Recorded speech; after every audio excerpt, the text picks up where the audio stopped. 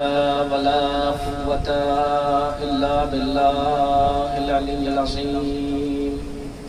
أعوذ بالله من الشيطان اللعين الرجيم. بسم الله الرحمن الرحيم.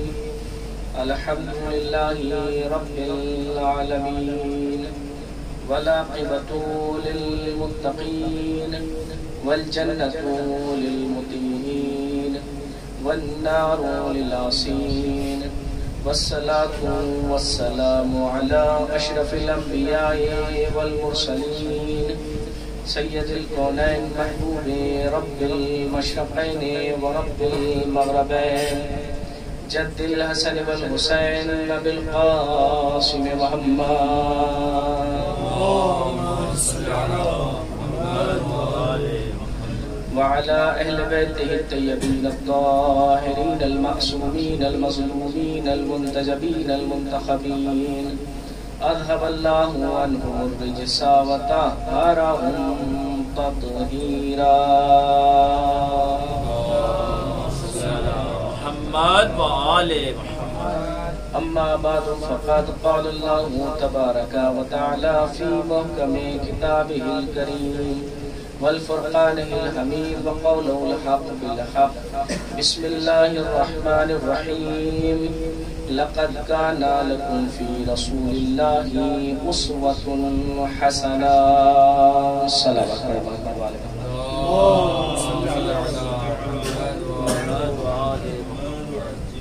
عزیزان گرامی اور طلاب حق شناس اور علماء کرام، آج کا یہ دن ہمارے لیے قیامت سے کم نہیں ہے، چونکہ آج دو معصوموں کی شہادت کی تاریخ ہے،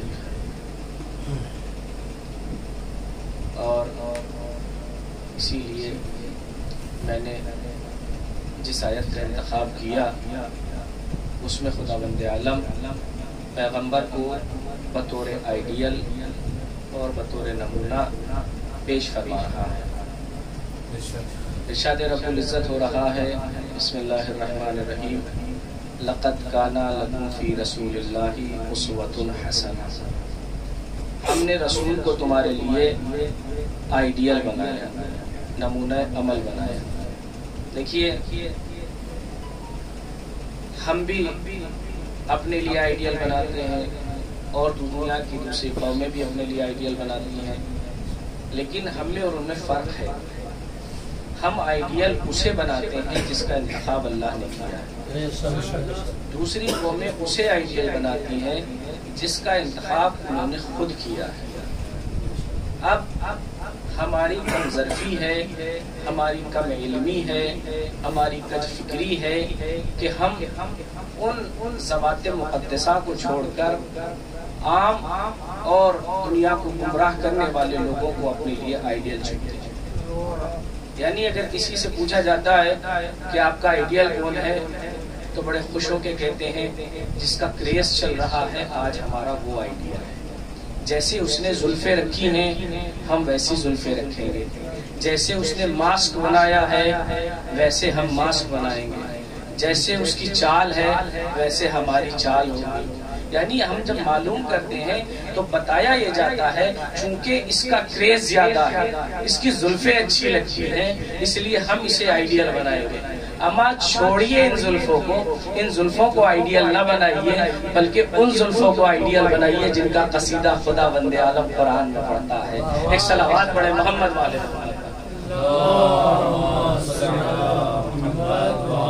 محمد. انسان کو ایک آئیڈیل کی ضرورت ہوتی ہے.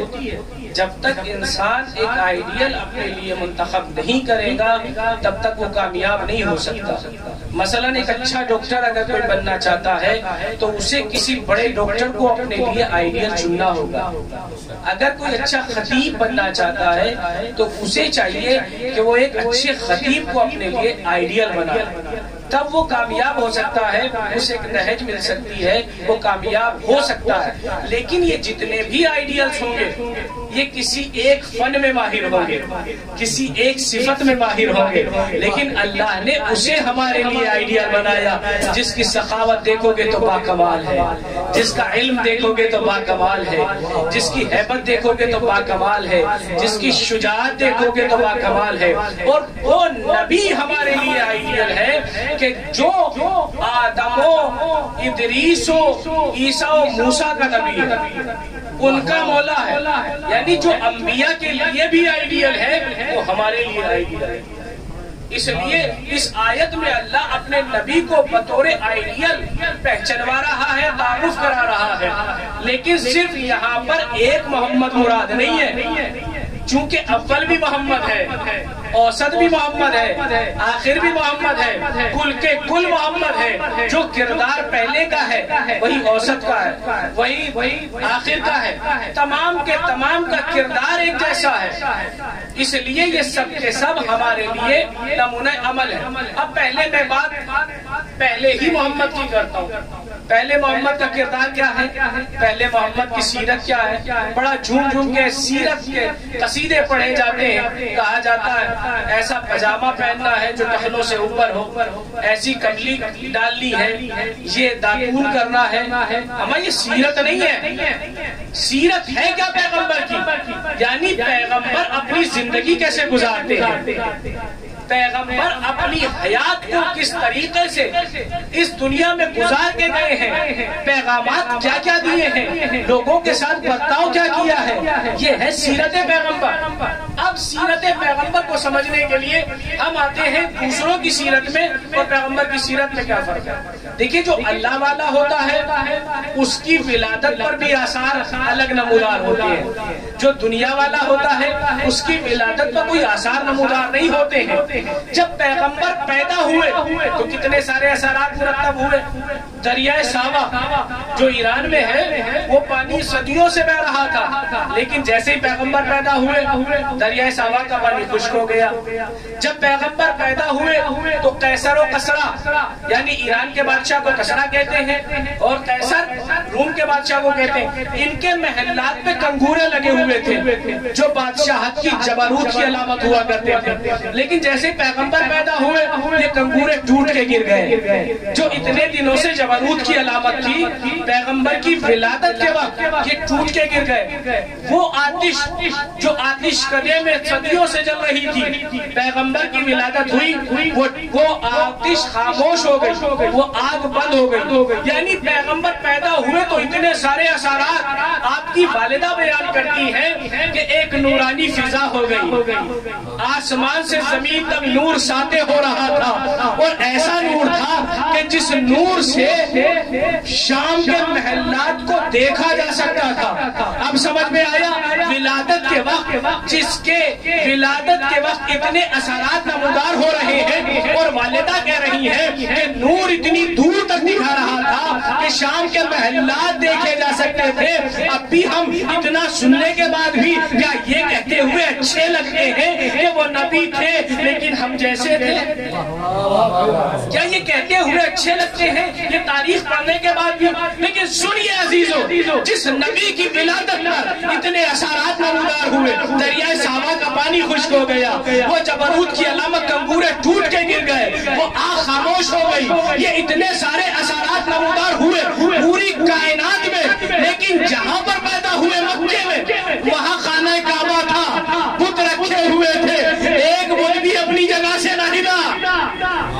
توجہ کریں دیدانی گرامی، یعنی جہاں نبی پیدا ہوئے پوری کائنات میں اثرات نمودار ہوئے، لیکن جس خانہ کعبہ کے قریب پیدا ہوئے وہاں بت رکھے ہوئے تھے، دس سے مسنہ ہوئے۔ اے پروردگار پوری کائنات پر اثرات نمودار کیے لیکن بتوں کو کیوں نہیں ہلایا؟ کیا اتنے سارے اثرات مرتب کر کے نبی کو پہچنوایا ہے، بتوں کو توڑوا کے علی کو پہچنوانا ہے؟ صلوات پڑھیں محمد والے محمد پر۔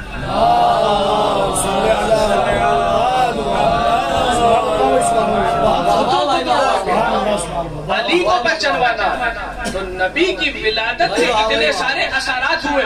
اور ایک اور پریشان ہوا جب نبی کی ولادت ہوئی، جہاں آج بہت سارے لوگ پریشان ہوتے ہیں، اور گردش میں آ جاتا ہے ان کا ذہن کہ کس دن پیغمبر کی ولادت منائے، کس دن پیغمبر کی وفات و شہادت منائے، یہ گردش میں آ جاتا ہے۔ اس وقت بھی ایک پریشان ہوا جب پیغمبر کی ولادت ہوئی اور ساری کائنات میں ہلچل مچ گئی تو شیطان نے دیکھا یہ ہلچل کیسی ہے، جو کرے عزیزان گرامی، شیطان نے دیکھا کہ یہ ہلچل کیسی ہے، اپنے چیلوں کو بلایا، کہا جا کے دیکھو یہ اثرات کیسے ہیں، یہ حالات کیوں متغیر ہو رہے ہیں، کہ کائنات میں اتنی رحمتوں کا نزول کیوں ہو رہا ہے، کہا جا کے دیکھو۔ اب چیلے گئے، چیلوں کو کچھ پتا نہ چلا۔ اب شیطان نے دیکھا کہ جب کچھ پتا نہیں چل رہا ہے، اس نے کہا تمہارے بس کی بات نہیں ہے، میں خود جاتا ہوں۔ اب شیطان آیا، دیکھا مکے کے قریب فرشتوں کا ہجوم آ رہا ہے، جناب جبرائیل پہ نظر پڑی، جناب جبرائیل سے پوچھا آج کیا بات ہے، زمین پر اتنے سارے فرشتوں کا نزول کیوں ہو رہا ہے؟ تو جناب جبرائیل نے کہا اے ملعون تو ذرا دور ہو جا، چونکہ یہ رحمتوں کی وادی ہے اور رحمتوں میں منحوسیت داخل نہیں ہوتی ہے، اس لیے تو دور چلا جا۔ ارے آج رحمت للعالمین کی ولادت ہوئی ہے، مبارکباد دینے کے لیے نبی کی بارگاہ میں جا رہے ہیں۔ تو یہ اثرات نبی کی ولادت پر ہوئے تو رحمت کا نزول شروع ہو گیا۔ اس کے بعد پیغمبر کی زندگی آگے بڑھ رہی ہے، پیغمبر اس دنیا میں آنے کے بعد کیا کر رہے ہیں وہ زندگی کو دیکھیں تو یہ ہے سیرت۔ اگر دیکھیں کہ پیغمبر نے اپنی زندگی میں کیا کیا ہے، یہ ہے سیرت۔ اب دو طرح کے رشتے ہوتے ہیں، ایک رشتہ عبد کا معبود سے ہوتا ہے، ایک رشتہ بندے کا بندے سے ہوتا ہے، یعنی عبد کا عبد سے ہوتا ہے۔ عبد کا معبود سے رشتہ اس لیے ہوتا ہے تاکہ وہ عبودیت کا حق ادا کر سکے، اللہ کی عبادت کر سکے، اور بندے کا بندے سے رشتہ کس لیے ہوتا ہے؟ خون خرابہ کرنے کے لیے، ایک دوسرے کی ٹانگ کھینچنے کے لیے، ایک دوسرے کی غیبت کرنے کے لیے، ایک دوسرے کے حسد کرنے کے لیے، ایک دوسرے کے لیے اپنے ذہن میں منفی خیالات لانے کے لیے نہیں، ایک دوسرے سے محبت اور امن قائم رہے، اس لیے عبد سے عبد کا رشتہ ہوتا ہے۔ بندے کا اللہ سے رشتہ اس لیے ہوتا ہے تاکہ عبودیت محفوظ رہے، اور بندے کا بندے سے اس لیے رشتہ قوی ہوتا ہے تاکہ انسانیت محفوظ رہے۔ اب سنیے پیغمبر کی ذات کیا ہے، بھائی اللہ سے مضبوط رشتہ رہے اس لیے بندے کا عبد سے رشتہ ہوتا ہے نا، اور اللہ کا عبد سے رشتہ ہوتا ہے۔ اب یہ دونوں رشتے تھے، بندے کا بندے سے بھی، اللہ کا بندے سے بھی، اللہ نے اسی لیے صلب چنا تو عبداللہ کا چنا، صلب چنا تو عبداللہ کا چنا، رحم چنا تو آمنہ کا چنا، تاکہ لوگوں کے سامنے ظاہر ہو جائے یہ عبودیت کا بھی علمبردار ہے، امنیت کا بھی علمبردار ہے، تاکہ یہ واضح ہو جائے۔ اس لیے پیغمبر اسلام کے لیے نطفے کا انتخاب بھی عبداللہ کے کیا، رحم کا انتخاب آمنہ خاتون کے کیا، اور پیغمبر اسلام کی ذات یہ سیرت پیغمبر ہے۔ دیکھیے پیغمبر کو ماننے کے لیے ہمیں مسلمان ہونا ضروری نہیں ہے، پیغمبر کو ماننے کے لیے ہمیں شیعہ ہونا ضروری نہیں ہے، پیغمبر کو ماننے کے لیے ہمیں سنی ہونا ضروری نہیں ہے، بلکہ پیغمبر کو ماننے کے لیے انسان ہونا ضروری ہے، چونکہ پیغمبر اسلام رحمت للعالمین پوری کائنات کے لیے رحمت ہے۔ جس طریقے سے بارش سب کے لیے رحمت، سورج سب کے لیے رحمت ہے نا، یہ ساری نعمات جس طریقے سے کائنات کے لیے رحمت ہے اسی طریقے سے پیغمبر اسلام سب کے لیے رحمت ہے۔ اور ہم آج یہاں سے دعوت فکر دیتے ہیں کہ پیغمبر اسلام کی ولادت یا شہادت کے موقع پر صرف شیعوں کو مجلس برگزار نہیں کرنی چاہیے، بلکہ ہر انسان کو اپنے طریقے سے پیغمبر کا غم منانا چاہیے، پیغمبر کی خوشی میں شامل ہونا چاہیے۔ کیوں؟ چونکہ پیغمبر رحمت للعالمین، اور اللہ چاہتا تو ان کی رحمت کو سب سے منوا سکتا تھا زبردست، منوا سکتا تھا کہ نہیں منوا سکتا تھا؟ بھائی شیطان سے اگر اللہ سجدہ کرانا چاہتا تو کرا سکتا تھا کہ نہیں کرا سکتا تھا؟ بھائی وہ ہر چیز پر قدرت رکھتا ہے، قادر مطلق ہے، اگر وہ چاہتا شیطان کی گردن پکڑ کے کہتا کر سجدہ، اس میں دم تھا کہ وہ سجدہ نہ کرتا؟ اتنی ہمت تھی کہ منع کر دیتا؟ نہیں، اگر اللہ چاہتا، لیکن طاقتور عادل کا ایک مزاج ہوتا ہے، وہ زبردستی کوئی کام نہیں کراتا۔ طاقتور عادل کا ایک مزاج ہوتا ہے، وہ زبردستی کوئی کام نہیں کراتا۔ بھئی پیغمبر اسلام اگر چاہتے تو اپنی نبوت ہر ایک مکے والے مشرک سے منوا سکتے تھے، لیکن پیغمبر نے کیا کیا؟ پوری کائنات کا ملاحظہ کیجئے، پوری کائنات کو دیکھیے، کسی بھی یونیورسٹی میں چلے جائیے، چونکہ آپ ہمارے علماء کرام ہیں، آپ کے سامنے یہ گفتگو نہ ہو تو کہاں ہو، ہے نا؟ پوری کائنات کی یونیورسٹیز کے رول دیکھ لیجئے، کالجز کے رولز دیکھ لیجئے، کیا ہے؟ پہلے تھیوری ہوتی ہے، پریکٹیکل ہوتا ہے۔ پہلے تھیوری ہوتی ہے، بعد میں پریکٹیکل ہوتا ہے، یعنی پہلے تھیوری پڑھائی جاتی ہے، اس کے بعد پریکٹیکل کیا جاتا ہے کہ نہیں ہے؟ لیکن کائنات میں واحد رسول کی ذات ہے، پہلے پریکٹیکل پیش کیا ہے، بعد میں تھیوری بیان کی ہے نا؟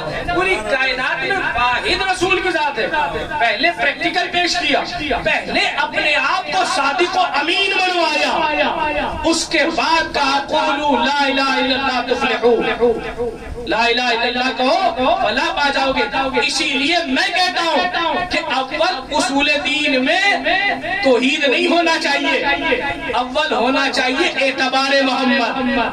بھائی اعتبار محمد بہت ذمہ داری کے ساتھ کہہ رہا ہوں، اول ہونا چاہیے اعتبار محمد۔ بھئی آج ہم اپنی بات دن میں ہی لے لیجئے، کسی سے کہا جائے کہ آج جمعرات ہے تو جلدی سے موبائل دیکھے گا، آپ کی بات کا اعتبار نہیں کرے گا، موبائل دیکھے گا جمعرات ہے یا نہیں ہے، سفر کی 27 تاریخ ہے کہ نہیں ہے۔ یہ دنیا جہاں ذہنیتیں ایسی ہوں، وہاں پیغمبر کہہ رہے ہیں قولوا لا الہ الا اللہ تفلحوا، اللہ کو ایک مانو فلاح پا جاؤ گے۔ اور اس طریقے سے کوہ صفا پہ کھڑے ہو کے، کوہ صفا پہ کھڑے ہو کے انہیں مجمع سے خطاب نہیں ہے، بلکہ کفار و مشرکین سے جو گائے کی پوجا کرتے ہیں، جو ستاروں کی پوجا کرتے ہیں، جو سورج کی پوجا کرتے ہیں، جو بتوں کی پوجا کرتے ہیں، اپنے مجمع سے اپنی بات کا اقرار لے لینا الگ ہوا کرتا ہے۔ کفار و مشرکین سے اپنے آپ کو صادق و امین کہلوانا الگ ہوا کرتا ہے۔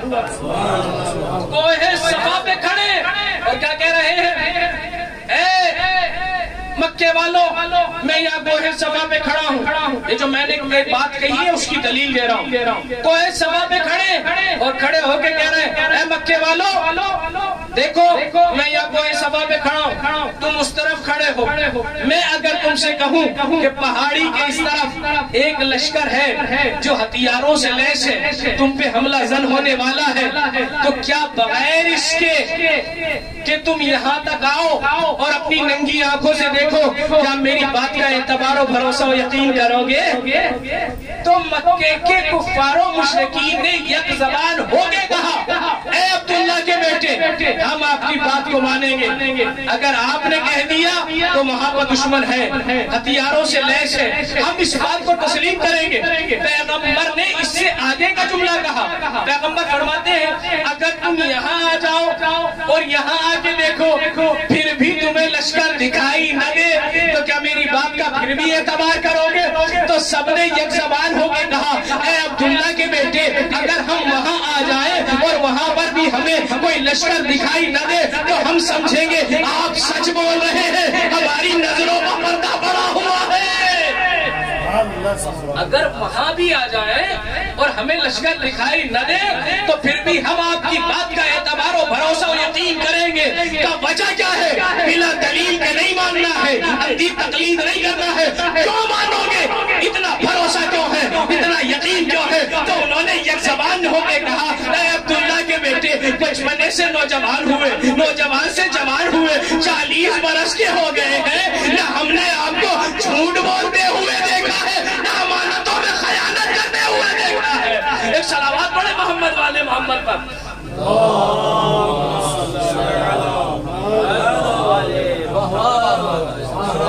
سبحان اللہ کی آواز نہیں آئیں گی، چھوٹے علماء میں پڑھ رہا ہوں، ایک صلوات پڑھے محمد ہمارے والے محمد پر.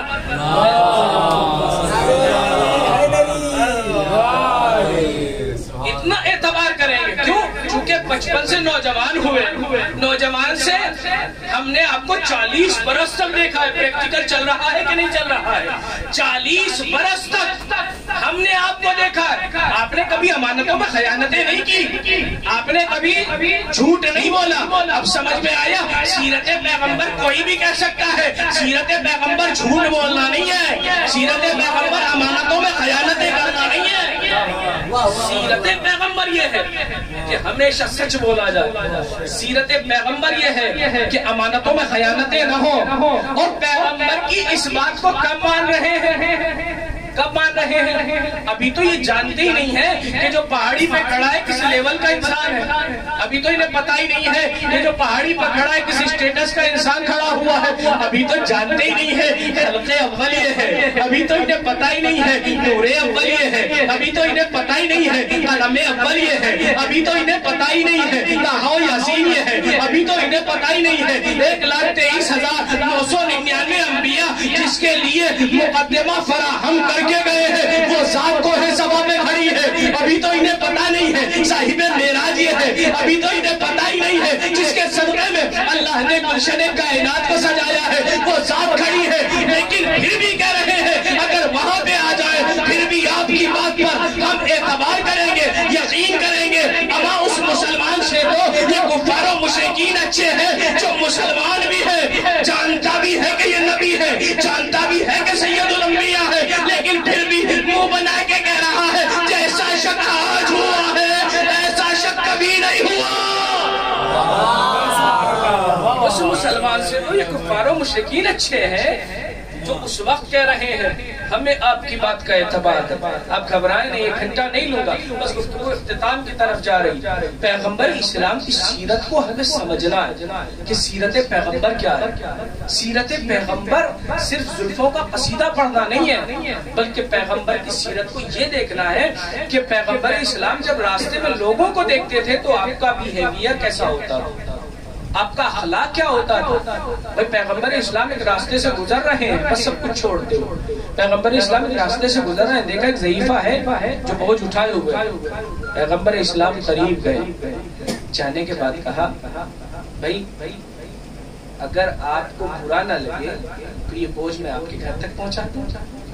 اس نے کہا نوجوان شکریہ آپ ہمارا بوجھ پہنچانا چاہتے ہیں.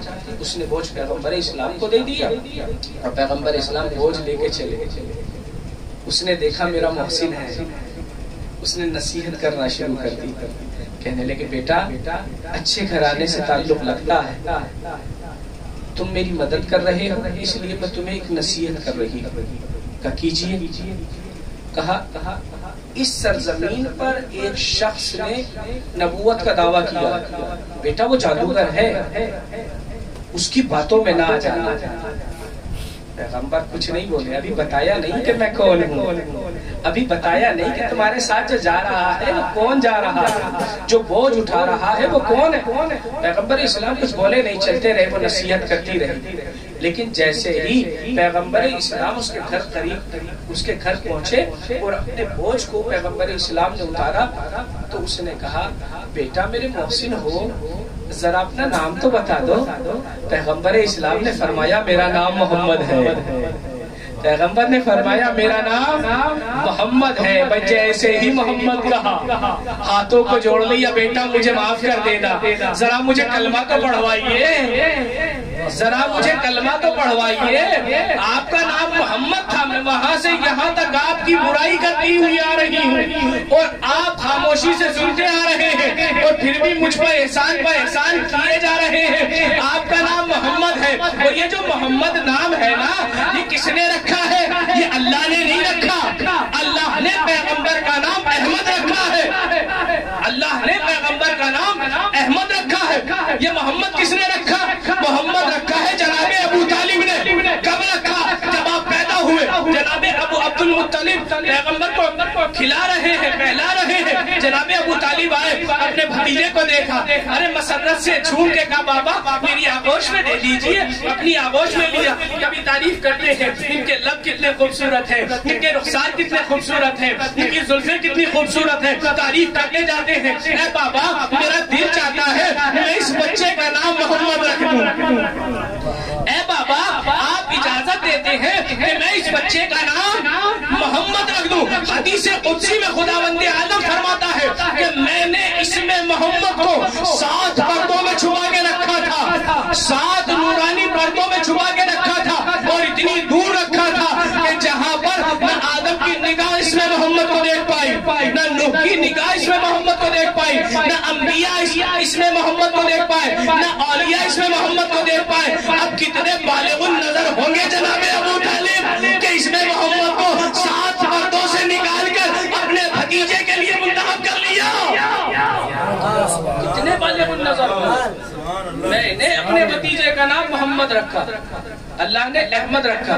بھائی آدم نے کیا بتایا ہمارے بعد نبی آئے گا، اس کا نام حافظ صاحب تشریف فرمائے، اس کا نام احمد ہوگا۔ توریت نے بتایا احمد ہوگا، زبور نے بتایا احمد ہوگا، انجیل نے بتایا احمد ہوگا، ہے نا؟ ساری کتابیں اور انبیاء ما سلف کیا بیان کر رہے ہیں کہ جو ہمارے بعد نبی آئے گا اس کا نام احمد ہوگا۔ بس آخری بات اور ختم ہوگا، اس کا نام احمد ہوگا۔ چلے بڑھا دیتا ہوں، سوال پڑھے محمد والے محمد پر۔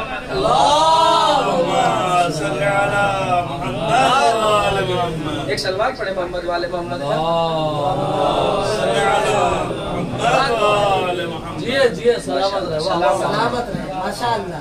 اس کا نام احمد ہوگا، کتابیں بتا رہی ہیں اس کا نام احمد ہوگا، ہے نا؟ نبی بتا رہے ہیں اس کا نام احمد ہوگا۔ ابو طالب کہہ رہے ہیں اس کا نام میں محمد رکھوں۔ اب اذان میں کس کا نام اذان میں کس کا رکھا ہوا نام شامل ہے؟ جناب ابو طالب کا۔ میں کہوں کلمے میں کس کا نام ہے؟ جناب ابو طالب کا۔ اب میں آپ سے یہ کہوں مشورتاً، قبلہ آپ ایسا کر لیجئے، لا الہ الا اللہ محمد رسول اللہ نہ پڑھیے، بلکہ پڑھیے لا الہ الا اللہ احمد رسول اللہ، تو آپ کی عدالت میں ہے کیا صحیح رہے گا؟ جیسے کلمہ دیا ہے ویسے پڑھنا ہے، اپنی طرف سے ہم رد و بدل اس میں نہیں کر سکتے جو معصوم کی طرف سے صادر ہوا ہے۔ تو اب محمد الرسول اللہ کا مولانا نہیں پڑھ سکتے، ہم اگر پڑھیں گے تو دائرہ اسلام سے خارج ہو جائیں گے۔ ویسے اپنے لفظوں میں کبھی ادا کرنا ہو احمد الرسول اللہ وہ ادا ہو سکتا ہے، لیکن اذان میں اگر ہم رد و بدل کرنا چاہیں تو نہیں کر سکتے، کلمے میں رد و بدل کرنا چاہیں تو نہیں کر سکتے۔ کیوں؟ چونکہ یہ ہمیں نام ملا محمد الرسول اللہ، یہ رکھا گیا ہے، ہمیں یہ کہنا ہے، تو ہم احمد الرسول اللہ نہیں کہہ سکتے، ابو طالب کا رکھا ہوا نام شامل کریں گے، محمد الرسول اللہ کہیں گے۔ ابو طالب کو کافر کہنے والے اتنا دھیان رکھ لینا کہ اگر مسلمان ابو طالب کا رکھا ہوا نام کلمے میں شامل نہ کرے، اذان میں شامل نہ کرے تو وہ مسلمان نہ رہے، اور اگر کوئی کافر اپنے کلمے میں شامل کر لے تو وہ مسلمان ہو جائے، وہ مسلمان ہو جائے۔ یہ ہے پیغمبر کی ذات، پیغمبر کی سیرت کا مطالعہ کریں، پیغمبر کی سیرت دیکھیں۔ پیغمبر کبھی اس ایٹیٹیوڈ میں نہیں رہتے تھے کہ مجھے لوگ سلام کریں، نہیں، بچوں کو دیکھتے تھے تو بچوں کی طرف لپک کے سلام کرتے تھے۔ اپنا ہاتھ، آج ہم اس کو بڑا پن سمجھتے ہیں کہ اگر ہم نے پہلے ہاتھ ملانے کے لیے آگے بڑھا دیا تو ہم چھوٹے ہو گئے۔ ہم ہاتھ پہلے ملانے سے آگے بڑھانے سے کوئی چھوٹا نہیں ہوتا۔ سیرت پیغمبر یہ ہے کہ پیغمبر ہاتھ بڑھاتے تھے اور اس وقت تک اپنے ہاتھ کو نہیں چھڑاتے تھے جب تک کہ سامنے والا خود مائل نہ ہو جائے کہ ہاتھ چھوڑ دیا جائے۔ پیغمبر اسلام، آج ہم تھوڑا سا عہدہ پا لیتے ہیں، ہم کسی سے سیدھے منہ بات کرنے کے لیے آمادہ نہیں ہوتے، لیکن پیغمبر اسلام اگر کسی سے بات کرتے تھے تو ہمتن گوش ہو کے مکمل طور پر اس کی طرف متوجہ ہو کے بات کرتے تھے۔ ایسا لگتا تھا اس کو کہ پیغمبر کی نظر میں مجھ سے زیادہ محبوب کوئی نہیں ہے۔ یہ سیرت پیغمبر کے وہ گوشے ہیں جن کو میں اجمالاً اور اشارتاً ذکر کر رہا ہوں۔ یہ پیغمبر اسلام کی سیرت ہے، اور ویسی ہی سیرت اس محمد کی بھی ہے جو آپ کے ساتھ جس کی آج شہادت کی تاریخ ہے، امام حسن مصطفی۔ آپ کی سیرت بھی وہی ہے کہ ایک شخص گالیاں دے رہا ہے، امام علی علیہ السلام کو الٹا سیدھا کہہ رہا ہے، امام قریب جاتے ہیں، پوچھتے ہیں اگر آپ کے پاس سواری نہیں ہے تو سواری دے دو، اگر آپ کے پاس رہنے کے لیے گھر نہیں ہے تو گھر دے دو۔ امام حسن کی بھی یہی سیرت ہے، اور امام حسن فرماتے ہیں کہ دنیا میں 4 طرح کے لوگ ہوتے ہیں، 4 طرح کے لوگ، بس یہی میری آخری بات ہے، اور یہیں پر امام حسن کا ذکر بھی ہو گیا اور تمام ہو گیا۔ امام فرماتے ہیں دنیا میں 4 طرح کے لوگ ہیں، ہمیں دیکھنا ہے ہم اس میں کون سی کیٹیگری میں آتے ہیں۔ پہلا ایک بخیل ہوتا ہے۔ بخیل کون ہوتا ہے؟ جو خود تو کھاتا ہے مگر یہ چاہتا ہے کس سے کچھ نہ ملے، میرا تو پیٹ بھرا رہے مگر اس کو کوئی ترقی نہیں ملنی چاہیے، اس کے پاس پیسہ نہیں ہونا چاہیے، یہ ہوتا ہے بخیل۔ ایک ہوتا ہے خسیس، جو نہ تو خود اپنے لیے کچھ کرتا ہے اور دوسروں کے لیے بھی یہ چاہتا ہے یہ کچھ نہ کرے، یہ ہوتا ہے خسیس۔ امام فرماتے ہیں تیسرا ہوتا ہے سخی۔ سخی کون ہوتا ہے؟ جو خود بھی کھاتا ہے اور دوسروں کو بھی کھلاتا ہے۔ چوتھا ہوتا ہے کریم، جو مانگنے سے پہلے عطا کر دیتا ہے، اعطاء الشیء قبل الثواب، جو مانگنے سے پہلے عطا کر دیتا ہے۔ دیکھیے اہل بیت میں سخی نہیں ہے، اہل بیت میں سب کریم، لیکن ان کریمین میں، ان کریموں میں جسے کریم اہل بیت کہا جاتا ہے اسے امام حسن کہا جاتا ہے۔ آپ کا دسترخوان چلتا تھا، لوگ کھانا کھانے کے لیے آتے تھے اور دسترخوان مستقل چلتا رہتا تھا۔ ایک اعرابی آیا مدینے میں، اس نے دیکھا مسجد میں شخص بیٹھا ہے، تھیلے سے کچھ نکال رہا ہے، تو اس نے سوچا کہ شاید یہ حکومت کی مہر لگی ہوئی ہے، کاغذات ہوں گے اس میں، لیکن دیکھا تو سوکھی ہوئی روٹیاں۔ اس نے کہا بھوکا تو میں بھی ہوں مگر یہ سوکھی ہوئی روٹی نہیں کھاؤں۔ امام نے فرمایا جا فلاں جگہ پر دسترخوان چل رہا ہے، وہاں جا کے کھانا کھانا، لذیذ حریف کھانے۔ وہ چلا، پہنچا، امام حسن کا دسترخوان چل رہا تھا۔ امام حسن علیہ السلام نے اس کو دیکھا کہ عجیب کیفیت ہے اس کی، وہ تھوڑا کھانا کھاتا ہے اور کچھ بچا کے جیب میں رکھتا ہے، کچھ کھاتا ہے کچھ بچا کے جیب میں رکھتا ہے۔ کریم کی نظر پڑی، کریمانہ نظروں سے دیکھا، کہا یہ بخیل کا دربار نہیں ہے، یہ کریم کا دربار ہے، تجھے جتنا کھانا ہے کھا لے اور جتنا لے جانا چاہے گا لے جا۔ اس نے کہا کہ میں اپنے لیے نہیں لے جانا چاہتا، بلکہ میں نے مسجد میں ایک غریب شخص کو دیکھا ہے جو سوکھی ہوئی روٹی کھا رہا ہے، لیکن اس کے اندر یہ کوالٹی ہے، وہ خود تو وہاں کھا رہا ہے، مجھے یہاں بھیج دیا۔ امام نے کہا تو اس کا حلیہ بتائے گا وہ کیسا ہے؟ اس نے کہا بس اتنا بتا سکتا ہوں جیسی خوشبو آپ میں سے آ رہی ہے ویسی خوشبو اس میں سے آ رہی ہے۔ امام حسن مسکرائے، مسکرانے کے بعد کہا وہ غریب نہیں ہے، وہ تو کائنات کا امیر ہے، یہ دسترخوان چلاتا میں ہوں، مالک وہ۔ یہ ہے امام حسن۔ پیغمبر کی سیرت دیکھی، امام حسن کی مختصر سیرت دیکھی، دونوں کی سیرت دیکھنے کے بعد آپ مجھے یہ بتائیے جو دوسروں کے لیے زندگی گزارتے ہوں انہوں نے کسی کا کیا بگاڑا ہوگا، لیکن کائنات کا مالک جب غدیر خم میں مولائے کائنات کو کائنات کا مولا بنا چکا، اس کے بعد آ کے کبھی پیغمبر اسلام صحت مند نہیں رہے، نہ جانے کیا ہوا، وہ تاریخی تجزیہ ہے، آپ خود جا کے دیکھیے، لیکن پیغمبر وہیں سے کمزور اور نہیں ہوتے چلے گئے۔ اب جب پیغمبر کا آخری وقت آ رہا ہے تو پیغمبر نے کہا کہ مسجد نبوی میں سب لوگوں کو آنے کے لیے کہا جائے، کوئی اپنے گھروں میں نہ رہے، سب مسجد نبوی میں آ جائیں، میں ان سے کچھ بات کرنا چاہتا ہوں۔ سب کو بلا لیا گیا۔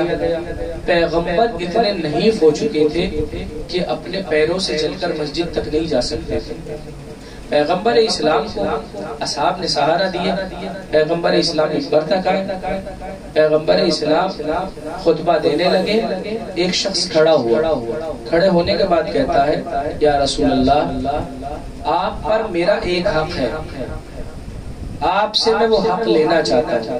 پیغمبر نے فرمایا بتائیے کیا حق ہے؟ میرا آخری وقت ہے، میں سب کا حق ادا کرنا چاہتا ہوں۔ اس نے کہا کہ ایک مرتبہ آپ نے اپنی اونٹنی کو جب تازیانہ مارا تو میری پشت پر تازیانہ لگ گیا تھا، میں چاہتا ہوں کہ اس کا بدلہ لوں، جبکہ آپ جانتے ہیں کہ پیغمبر اسلام نے کبھی اپنی سواری کو تازیانہ نہیں لگایا، لیکن حائر کریم کہا کہ ٹھیک ہے میں تیرا بدلہ دینے کے لیے تیار ہوں۔ پیغمبر اسلام نے فرمایا اے بیٹا حسن، اے بیٹا حسین، جاؤ گھر سے تازیانہ لے کے آؤ تاکہ یہ اپنا بدلہ پورا کر سکے۔ یہ گھر پہنچے، تازیانہ اٹھایا، بیٹی نے دیکھ لیا، بیٹی تڑپ گئی، تڑپ کے کہتی ہے اے میرے لاڈلو یہ تازیانہ کہاں لے کے جا رہے ہو؟ اس تازیانے کا مسجد میں کیا کام آ گیا ہے؟ کہ اما جان ایک شخص کھڑا ہوا ہے اور اس نے کہا ہے کہ آپ کا تازیانہ میرے لگ گیا تھا، میں چاہتا ہوں کہ اس کا بدلہ لوں اور آپ کو تازیانہ لگاؤں۔ ارے چاہنے والی بیٹی تڑپ گئی، تڑپ کے کہتی ہے میرے لاڈلو پہلے یہ کہنا کہ ہمارے نانا کی جگہ ہمیں تازیانے لگا لو، میرا بابا بہت کمزور ہو گیا ہے، اسے تازیانے لگانے نہ دینا۔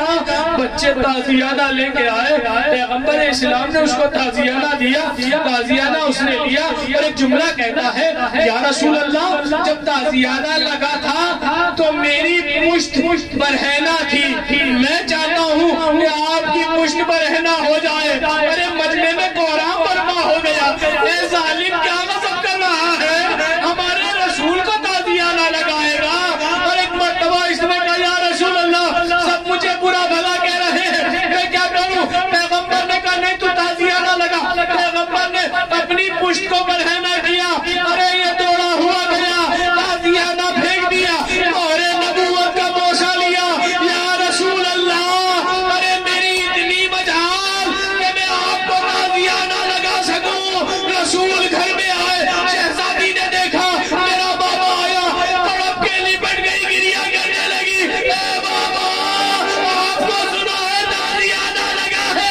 ارے پیغمبر نے کہا بیٹی نہیں مجھے تازیانہ نہیں لگا، میری حالت غیر جو ہو گئی، میں کہوں گا بی بی پیغمبر مرد ہے، ان کو تازیانے کی بات سنی تو آپ سے برداشت نہ ہوا، مگر کربلا میں آگے دیکھو آپ کی بیٹی زینب ہے، ننھے ننھے بچے ہیں، ان کو تازیانے لگائے جا رہے ہیں۔ اجرکم اللہ، خدا کوئی غم نہ دے سوائے غم سید الشہداء کے۔ پیغمبر اسلام اس دنیا سے رخصت ہو گئے، لیکن جنازہ چھوڑ کے مسلمان چلے گئے، لیکن مولا کائنات نے عزت و تکریم کے ساتھ پیغمبر اسلام کا جنازہ دفنایا، پیغمبر اسلام کے لاشے کو دفنایا۔ ہم جانتے ہیں نا آپ پہلا جنازہ ہے اہل بیت کا، لیکن اس جنازے کو چھوڑ کے لوگ چلے گئے، اس سے آگے کا ظلم نواسے پر ہوا۔